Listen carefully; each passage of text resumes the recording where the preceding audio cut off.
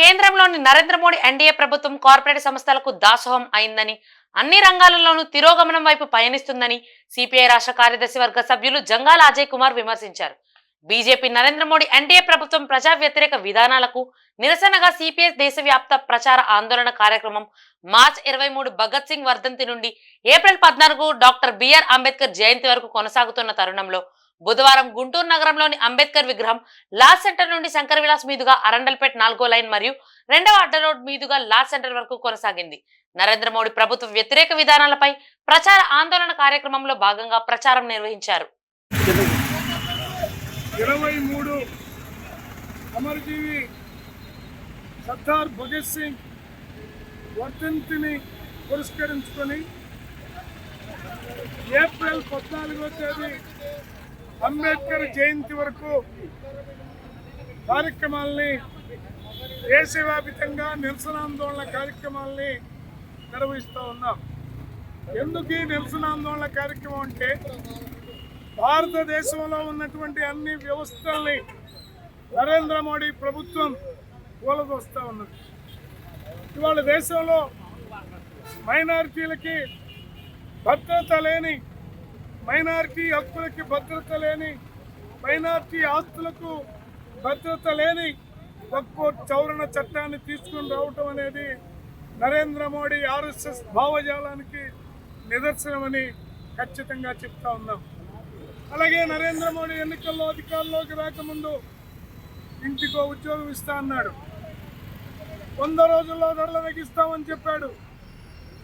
రైతుల్ని ఆత్మహత్యల నుంచి రక్షించి దేశంలో వ్యవసాయ రంగ అభివృద్ధికి అనేక పథకాలను ప్రవేశపెడతామని చెప్పారు. అలాగే నిరుద్యోగులు లేని భారతాన్ని సృష్టిస్తానని, అందుకు విదేశాల్లో ఉన్నటువంటి నల్లధనాన్ని తీసుకుని వచ్చి ఇక్కడ పెట్టుబడులు పెట్టి పరిశ్రమలు పెడతానని చెప్పారు. వీటిల్లో ఒక్కటంటే ఒక్కటి కూడా అమలు జరుపని అబద్ధాల ప్రధానమంత్రి ఎవరన్నా ఉన్నారంటే ప్రపంచ చరిత్రలో అబద్ధాల పోటీ పెడితే నరేంద్ర మోడీకి ఫస్ట్ ప్రైజ్ రావటం పక్కా అని చెప్పి ఈ సందర్భంగా తెలియజేస్తూ ఉన్నారు. అలాగే నరేంద్ర మోడీ వచ్చిన తర్వాత మనుషుల మధ్య వైషమ్యాలు రెచ్చగొట్టి హిందువులని, క్రైస్తవులని, బౌద్ధులని, జైనులని రకరకాల పద్ధతుల్లో భావజాలాల పైన దాడి జరుగుతూ ఉంది.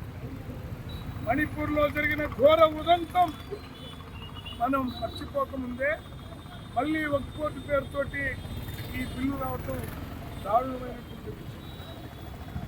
రోజు రోజుకి పెరుగుతున్న ధరలకి హద్దే లేకుండా పోతూ ఉన్నది. పారిశ్రామిక రంగం, ఆర్థిక రంగం మొత్తం గౌతమ్ అదానీ, ముఖేష్ అంబానీకి, ఇంకా గుజరాత్ పెట్టుబడిదారులకి అప్పచెప్తా ఉన్నారు.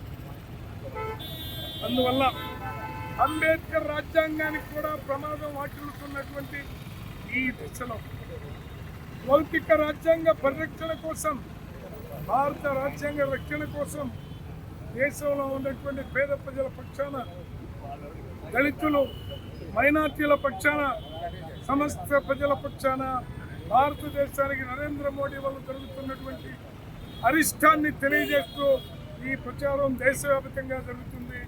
అందులో భాగంగా మన గుంటూరు నగరంలో, జిల్లాలో నిర్వహిస్తూ ఉన్నామని తెలియజేస్తాం.